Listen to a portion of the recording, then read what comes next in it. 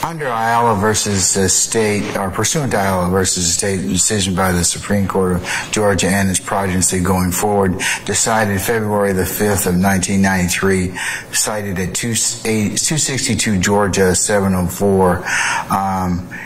It's still our seminal case in Georgia in regards to the nature of bond.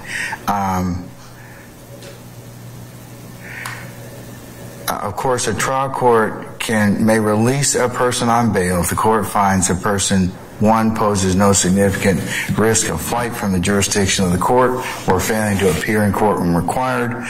Two, poses no significant threat or danger to any person, to the community, or property in the community.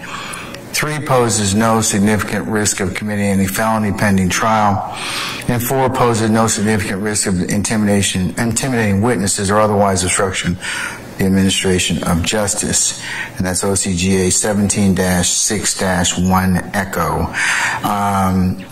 It requires the trial court to explain its reasons for the denial of bond to assist in appellate review. That's Lane at 247 Georgia at 389. Granting or denial of bail will not be set aside unless there's a manifest and flagrant abuse of discretion, and that's a very old case, Jernigan versus the state, 118 Georgia 307 pinpoint 308 1903. Ayala requires, and we all know this, and this has been stated in earlier hearings, that the defendant has the burden of coming forward initially with evidence to show that he or she poses, no significant risk of fleeing, threatening the community, committing another crime, or intimidating witness. This burden of production means that the person charged with murder must present evidence of the bond hearing on the factors that indicate roots in the community, which Mr. Williams has done on prior occasions. These factors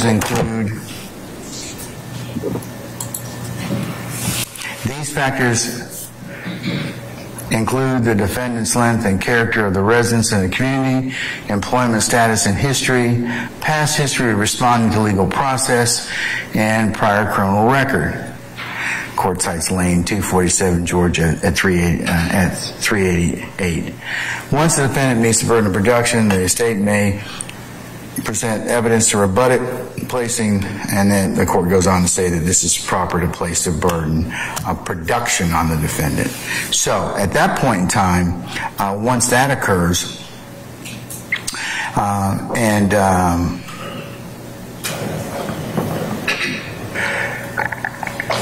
to protect the presumption of innocence, Ayala goes on to say the state has the burden of persuasion in convincing the Superior Court that the defendant is not entitled to pretrial release.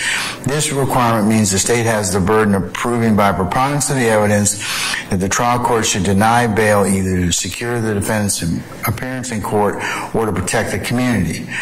Depending on the quality of the defendant's evidence, the state may not need to present any evidence to carry its burden of persuasion. So I have determined in this case that Mr. Williams has in fact met the preliminary standards to show that he has ties to the community and roots in the community. And I find that his employment status and history are sufficient.